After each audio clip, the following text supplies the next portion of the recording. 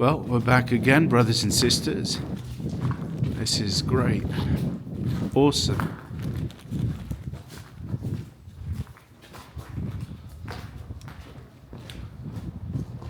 Lovely.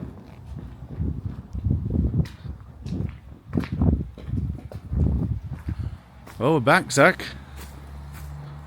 We're back again. Lovely, isn't it? Wow. Woo. That's nice. And we'll go fishing here one of these days, because there's a path that leads all the way down there. Hang on, it actually goes. Yeah. And then we can go here and go fishing here, you see? Yes. It'd be lovely. Get some trout. You can fish here and get some trout. It's actually indicated on the panel there. So, yes, brothers and sisters, I am going to be fishing with my son, Zachariah. And yeah, I think it comes in handy. It comes in handy when you know how to fish, how to make fire. All of these lost knowledge, lost methods that we're only rediscovering again. How to survive in the wild, how to fend off for oneself. And this is what it's all about. Hey, Zaki. Yes. I love you. I love you too, Zaki. So this is beautiful. Yes. Awesome. And Oh. that is the tram. Yes, the tram used to come here in the past, Zaki. That's right. The tram. And now people can walk here. Yes. But before there were rails here, like my Zachariah has just pointed out. Papa, Oui. moi, je sais comment parler English. I know. You speak very good English, Zaki. Oh, and there's the moon. Yeah, you know how to speak English, Zaki. That's very good. Okay, let's keep moving. You coming, Zach? Eh, la prochaine fois, on ira faire la pêche ici. Et c'est là où on a pris les stalactites. Effectivement, on a pris les stalactites ici. Et on est venu avec maman ici l'autre jour. Do you remember? We came with Mum here. It really reminds me of the Lord of the Rings, you know, with the orcs and the urukai.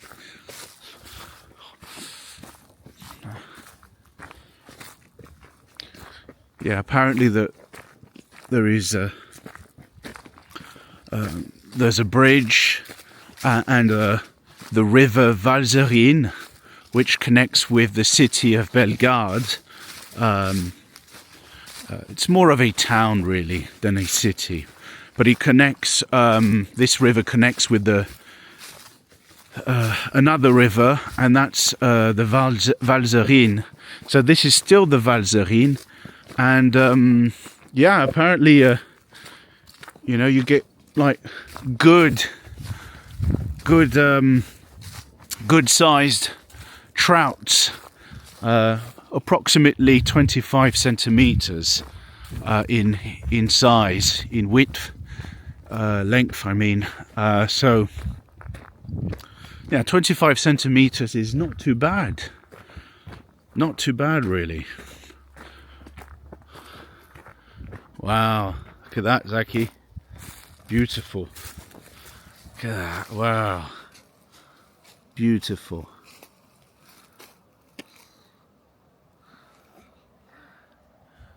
And the river, you can hear it roaring. You see, Zach? T'as vu? Tu peux entendre? Okay, let's keep going, Zach. Okay. And the moon, you see? Beautiful. That. Nice. So it's about, what time is it? 20 minutes past 3 p.m. 20 minutes past 3 p.m. Ah, ça me fait plaisir d'être avec toi.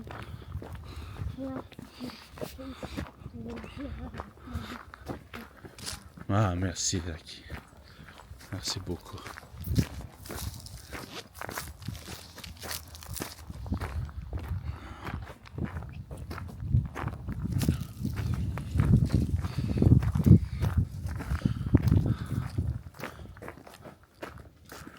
Wow, regarde ça, Zach. Oh, wow. Beautiful. J'ai envie de monter dans toute cette montagne. Yeah, me too. Tout. Just look at that. Look at that view, brothers and sisters. It's so breathtaking. What a beautiful country. Wow.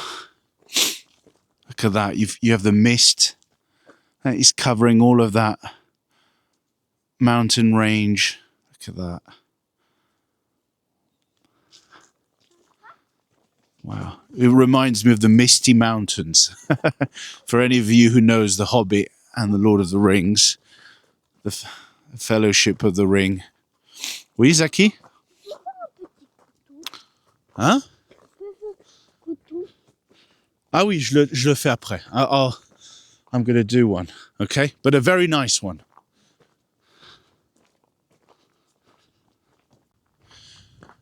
Hey, brothers and sisters. So, what are my thoughts? Well, to start with a profound thought, I know that according to the scriptures, we see God through his creation. And I was reflecting the other day how Jesus, our God, incarnate in the flesh, would frequently withdraw himself from the crowds by going up in the mountains to pray. That to me is evocative of our walk, our spiritual walk, our Christian walk as born-again believers in Jesus Christ, that ultimately we must submit our fallen flesh that we've inherited from the fall through Adam, right, and Eve.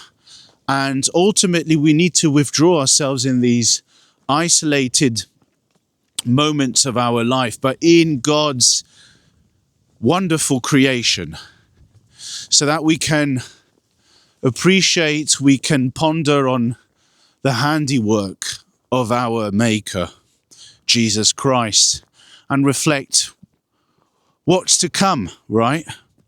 We know one day all of this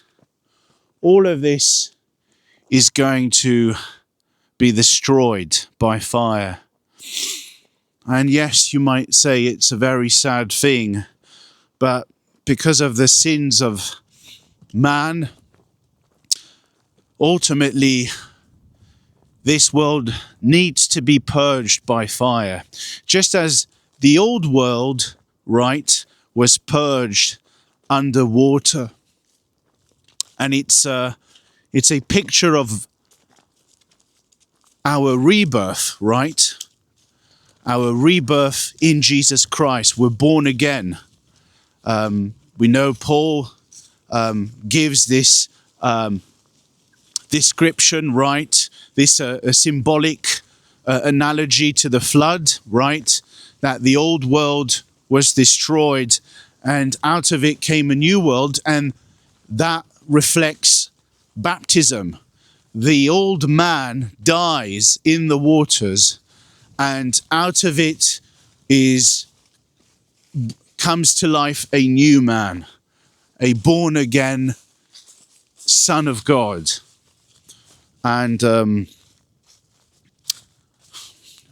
Just as this world will be reborn by fire, we need to receive the holy fire of the eternal Spirit, the life-giving Spirit, as we read in 1 Corinthians 15:45. The first Adam was made a living soul. The last Adam is the life-giving, life-giver, the life-giving Spirit. And I actually appreciate the Aramaic Bible translation in plain English because it's faithful to the Spirit, to the theological view of the early Christians. And they were called by their opponents monarchians, as we read in the treatise of against Praxius, right? Tertullian is the first Trinitarian theologian according to the Roman Catholic Church, and whether it's, Catholic or Protestant denominations, they pretty much want to lump him into the Orthodox camp. But the reality is that he sounded more Arian, more of a subordinationist, instead of a so-called Orthodox view that only came later in the late 4th century. And I'm going to be sharing with you in the not too distant future a book called History of Dogmas, not to be confused with History of Dogma by Adolf von Harnack, the Lutheran theologian. I'm talking about the author Joseph Turmel, Joseph Turmel. And he was a Jesuit priest, excommunicated by the church, the Roman Catholic Church, and his book was listed, specifically volume 2, that deals with the Trinity, the Incarnation, and the Virgin Mary. After publishing that book, he was not only excommunicated, but that book was listed in the Prohibitorum books, so the prohibited books by the Vatican, and ultimately he was in disfavor with the church, because basically he makes a case that the monarchians, i.e. the patripassions modalist, right? We know that word was coined by Adolf von Harnack, but properly speaking, they were called in ancient records monarchians in the 2nd and 3rd century. He basically makes a case that the patripassions were the majority, and that they were the apostolic successors, right?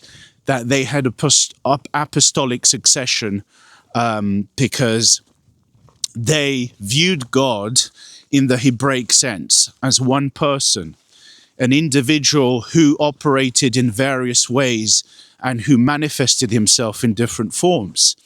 And we actually see this in the patripassion view, that they equated the term son and father with the same being, God.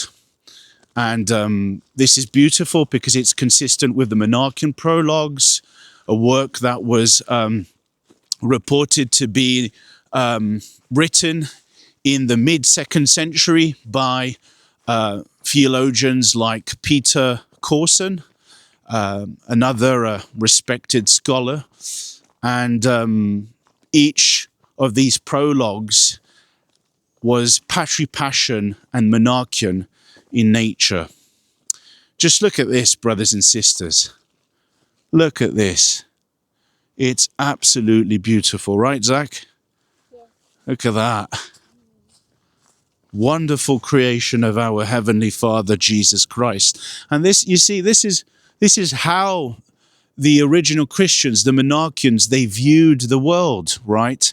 They viewed the world as not created by a demiurge, not created by a subordinate God, but they viewed creation as the product of the same God we find in the Old Testament, the Father. So we're going to continue to walk, and I'm definitely enjoying this with my son Zachariah. Right, Zachy? Okay. So talk to you soon, brothers and sisters. So, brothers and sisters, I just wanted to show you this. You see, this is the reason why climate change is stemming all of these weird weather phenomena around the world. A lot of these, chemtrails, they call it chemtrails, these are trails in the sky left by planes, is in fact chemical, and it's ultimately geoengineering.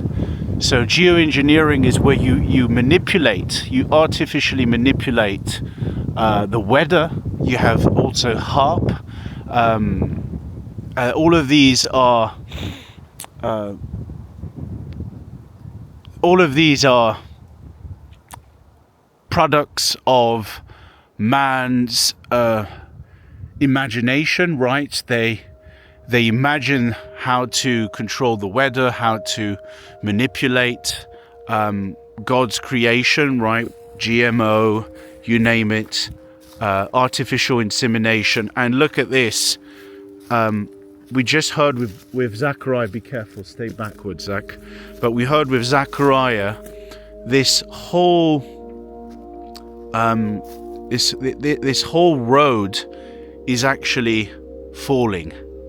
This was originally a road, and you had the tram that came here back in the 1900s, and as you can see, it's completely collapsed, and this is because of climate change.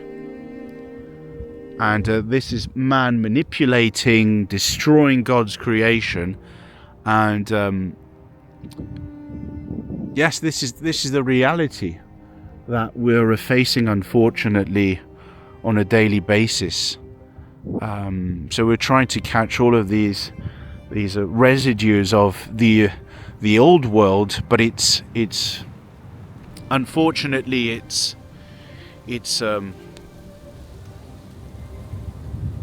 disappearing more and more. It's disappearing, and as we see, the whole of this facade here is just, it once was a road, and it's, tu vois, Zaki, c'est en train de tomber. Could literally hear like stones falling, and we didn't do anything. We just arrived and we heard stones with Zachariah falling. So it's sad. It's sad. Okay.